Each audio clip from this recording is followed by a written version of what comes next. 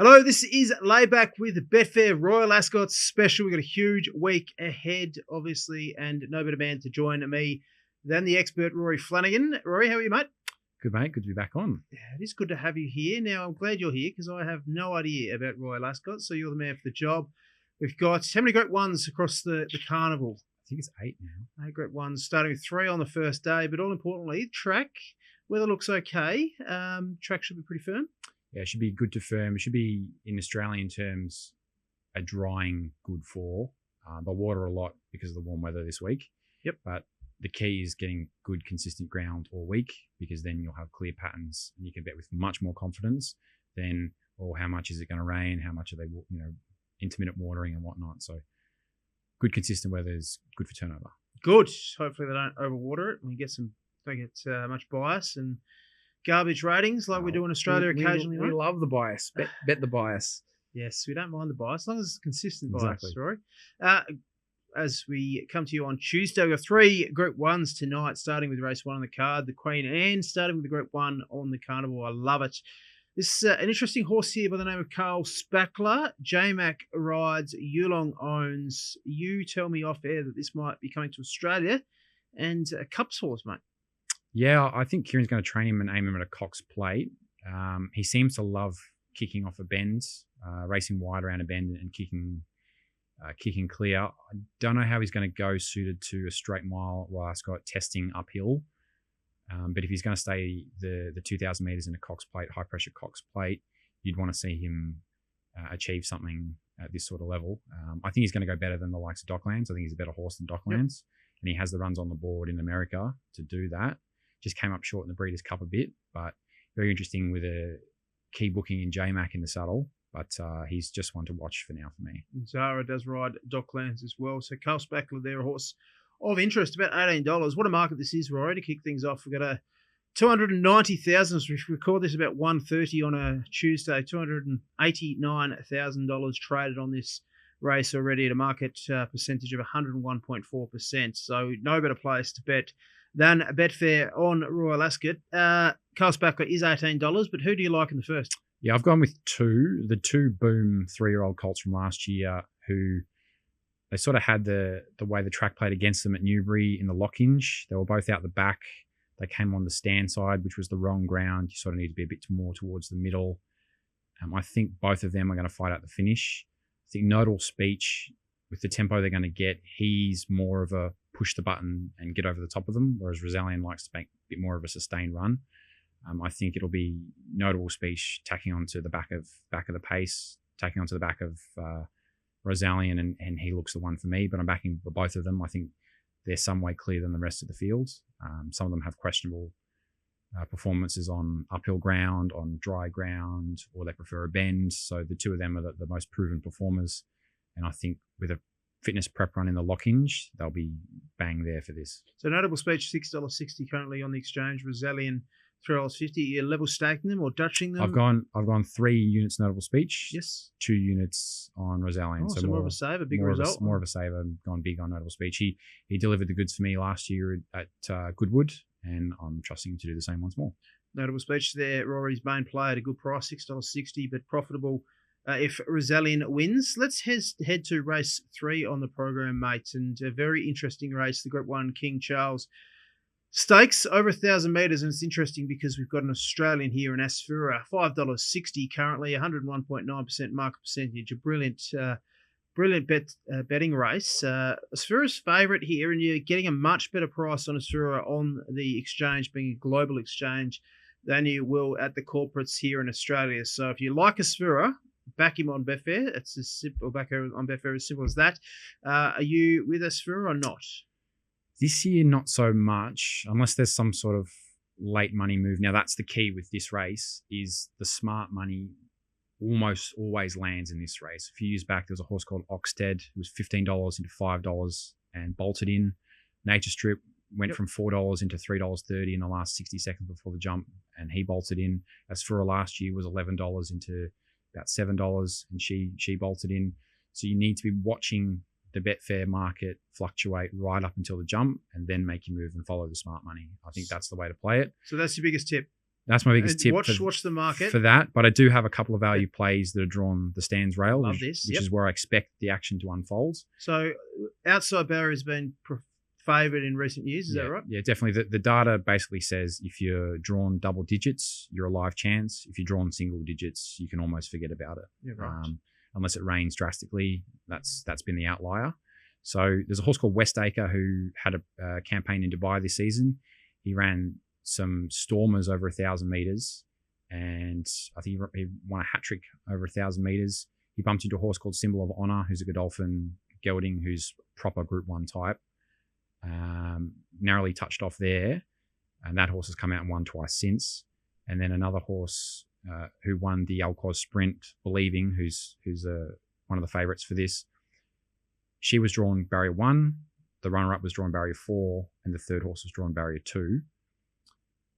He was drawn barrier 11 in the Alquoz. So he's on the complete opposite side of the track. He never got into it in any way, shape or form.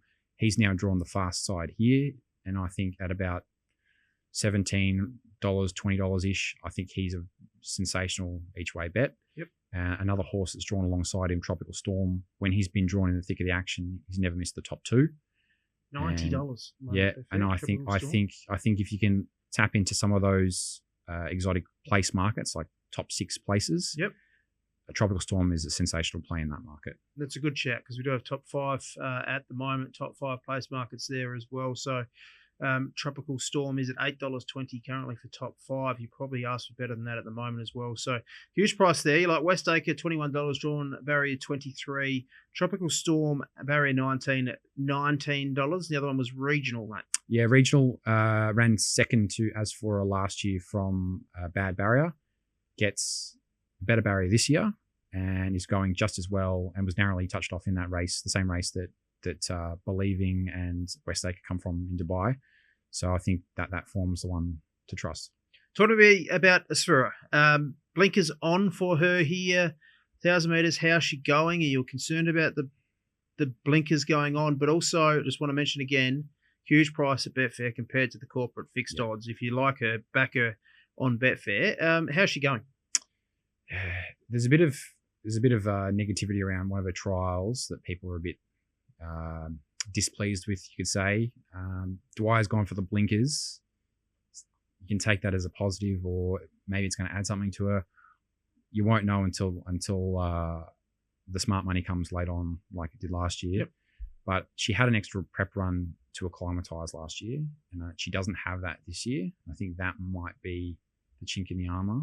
And she's drawn middle of the pack when a lot of the pace this year is going to be low numbers and high numbers. She might get sucked into no man's land up the middle of the straight, and that's something of a concern. There you go. Very interesting. Good and a good analysis there on us but good luck to Australian connections there. Let's head to the Group 1, St James Palace, mates. Small field comparatively to some of these races here, but it looks a good race. Now, tell me, is it around the bend or down the straight? Yes, it's around the bend. This one, that's right. This is a round mile, and the opening race, the Queen Anne, that's the straight mile. Straight mile. So you've got a small field here, but you're against the favourite Field of Gold, who's currently $1.82 to lay, so short price, with a couple to beat Field of Gold. Yes, I've gone the Hamburger with a lot route for you. I am hungry. It's good. So I've got Ruling Court, who won the 2,000 guineas at Newmarket. Yep. Which it beat Field of Gold that day. And in my opinion, it beat it fair and square. And I think that form has been franked with Field of Gold going out and winning the Irish Guineas last time. And then you've got to add in the French Guineas winner, which is Henri Matisse. So you've got 3 classic winners from 3 countries, which is what you want in a St James Palace to make it like a feature Guineas decider. But I just think the way that Ruling Court and Henri Matisse are going to be a bit handier. Field of Gold, they might ride a bit colder. And probably won't get a quick tempo. They're probably going to stack the field up. You'll probably have Aidan O'Brien's going forward as a pacemaker to just slow things down, put the brakes on the corner. And I think that's the key. Ruling Court pinched first run on Field of Gold at Newmarket, and he's highly likely to do the same here. So for that reason, I'm against. And for a horse that beat a horse that's favourite last time, look at the price discrepancy. It's a lot of people are going down the jockey bashing route of saying the ride cost him the guineas, and I just don't think that's the case. Interesting. Did Keane ride there? He just they said he got going too late and he just waited, and that's why he lost the guineas. But Ruling Court is is a top quality animal. He got beat at York because of a biased track. Otherwise, he'd be undefeated. They pulled him out of the Derby when it was wet ground. He's going to get his fast ground here that he's looking for. He just looks a much more rock solid conveyance than Field of Gold. So the market's got Field of Gold at $1.81, Ruling Court at $4.90, and one other chance basically in the betting, and that's Henry Batiste. So you like the two second and third favourites to beat Field of Gold and Henry Batiste for Ryan Moore in the mix. Yeah, and it's quite incredible that Ryan Moore's drawn barrier 1 in 6 races on the card. 6 of the 7 races he's got barrier 1, which is just, what are the odds of that? And if you can calculate that, send me a message. Positive or negative? It depends on the horse, depends on the setup. If you go by his rides the other night where he got buried on the fence in 4-horse fields or 5-horse fields, it's a negative. Yeah, right. But Royal Ascot, he seems to turn it on. He's short price favourite. I think he's $1.60 or something for the champion jockey at Royal Ascot. So it'll be interesting to see what he does and how Aidan O'Brien played team tactics. But his win in the French Guineas was super, and the form stacks up with the French Derby winner coming out of that race. Beautiful. Anything to touch on? Anything else to touch on Tuesday before we head over to the couple of other races across the week? Yeah, J-Max on 1 in the Wolferton, which a lot of Aussie horses are imported from usually, or we see some future stars go around like the likes of a Dabe. So there's a horse called King's Gambit. He was a tad unlucky last year, got too far back. The winner sort of hung out on him a bit and the margin was too great to ever have any chance of a protest. J-Max been booked. Wide gates usually are pretty good in that race. And I think he was double figures this morning. I think he's a great shout because he clearly likes the track, and he'll get a better tempo than what he got at Newbury when he was too far back on a slow tempo. Yeah, right. There's a King's Gambit here in Australia, wasn't there? There was. Guru Stud, I believe. Yes. Yeah. There you go. I think there was a stat someone put out. They raced almost the same race number, same time of day, same saddlecloth number, something a while back. So. Very interesting.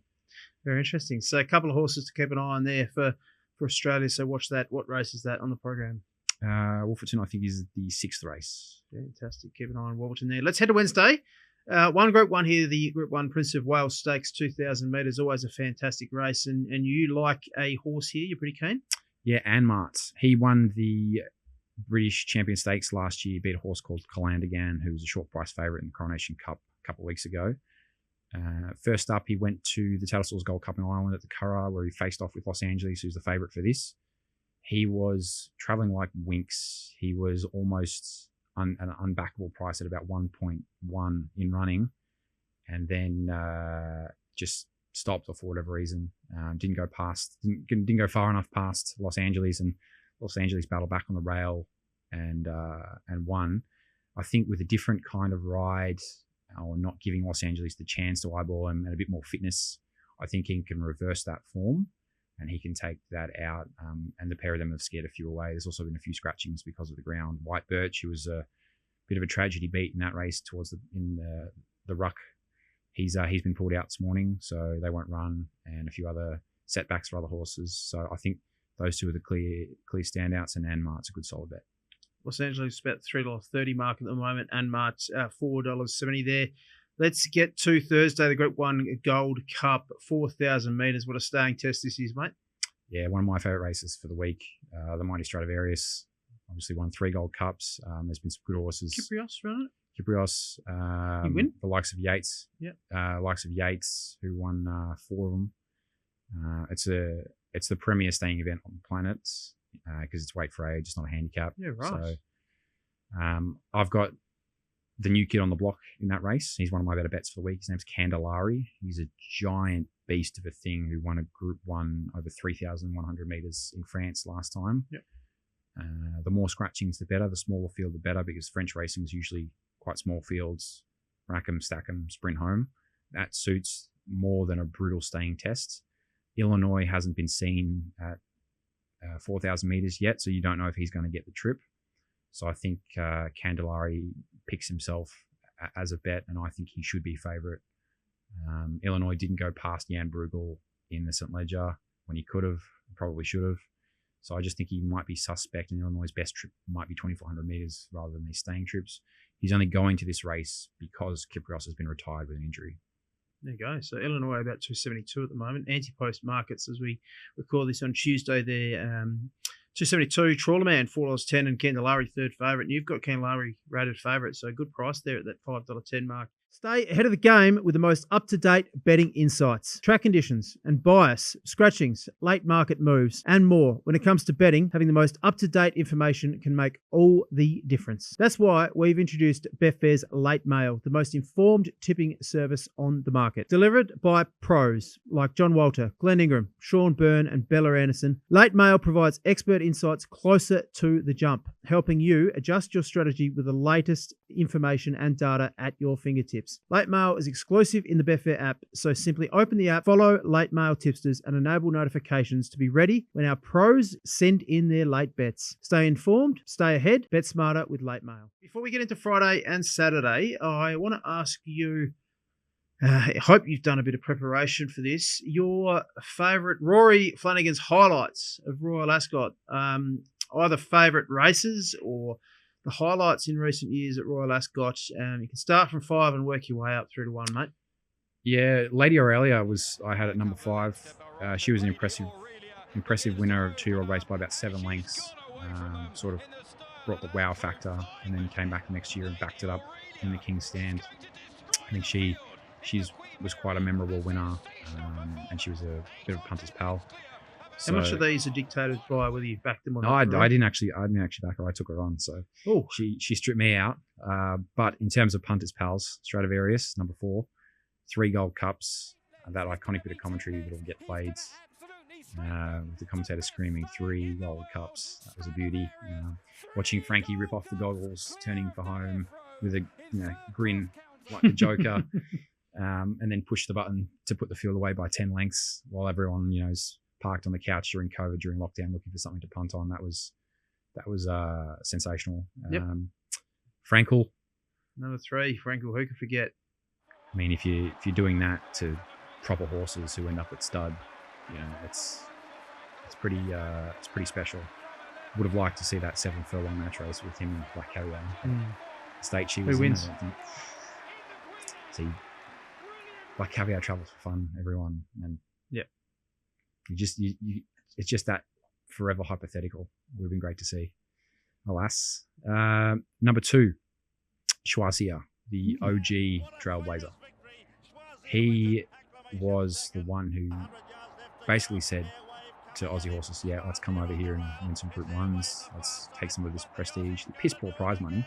Let's take some of this Royal English prestige back home. He was the first horse to really show that you can back up in 5 days and win a Group 1 on a Tuesday and then hack up again on the Saturday. He was the first of 6 winners of the King's Stand, Aussie winners of the King's Stand in the last 20 years or 22 years. So he's the OG Trailblazer, and he was the one who blazed the trail for number 1, Black Caviar.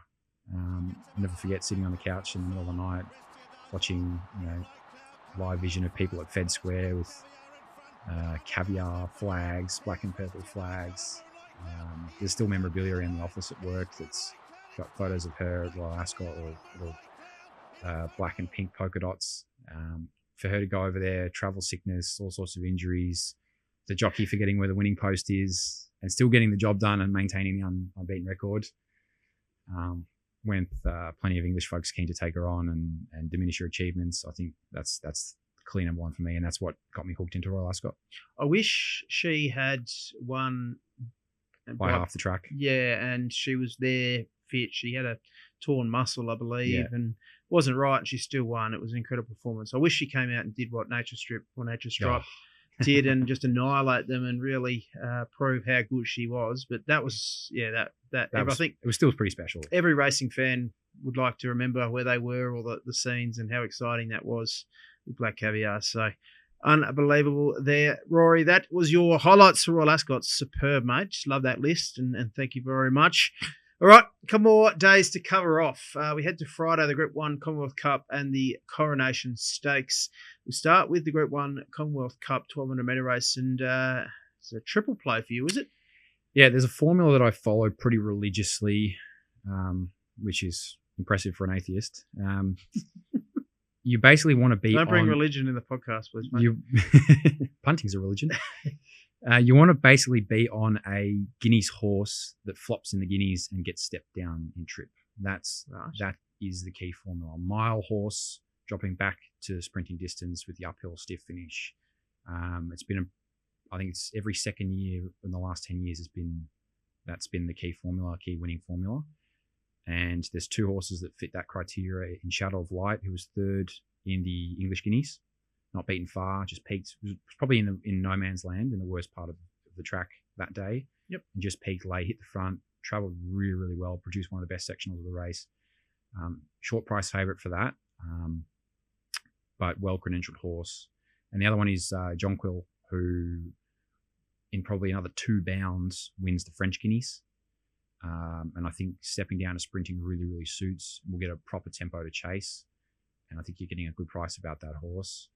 But the other one, I think that's a real sneaky, smoky chance is called Eyes of March.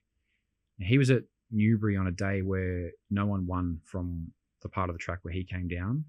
It was also a tempo against. And his first up run, this prep was really, really slick. And I think Coolmore know what they're doing and know that he wants a brutal tempo to chase. And I think he's going to be one of the likelier ones to have a chance at odds. I think he's still getting $11 or $12 at the moment. 16 at the moment on the exposed market, mate. Jump in and take a bit of that. There you go. And if Ryan Moore ends up booked on that one, then his price gets cut in half. That's Odds of March there, $16. I'd take a dart now. John Quill, about $10 mark at the moment. And Shadow of Light, the favourite. Short enough? Is that? Probably wouldn't want to get any shorter. Yep. But is as good a credential as you can for that race. Let's get to the Coronation Stakes, headed up by Zaragana as favourite. Who do you like here, mate? Yeah, I'm with her. I think she's one of the better bets on the carnival, considering a few of her rivals have tucked tail and run and gone to France instead. She obviously won the French 1,000 guineas on protest, which caused a lot of controversy on social media. And you can still bet on protest. So it's fantastic. It's fantastic, exactly. The first past the post was so aggrieved they tried to challenge it during the week with the stewards and had an appeals process and everything. And if it's in Australia, it's upheld 99 times out of 100. Yep. But in the UK, they're just not accustomed to that. The French stewarding is much more similar to Australian stewarding, and that's why she got the race. If you knock one horse into another horse, it knocks into you, you're going to get it's a no-brainer, isn't it? Exactly. So she's got phenomenal sectionals up her sleeve, and if they just go any semblance of tempo, she'll just peel down the outside and bolt in.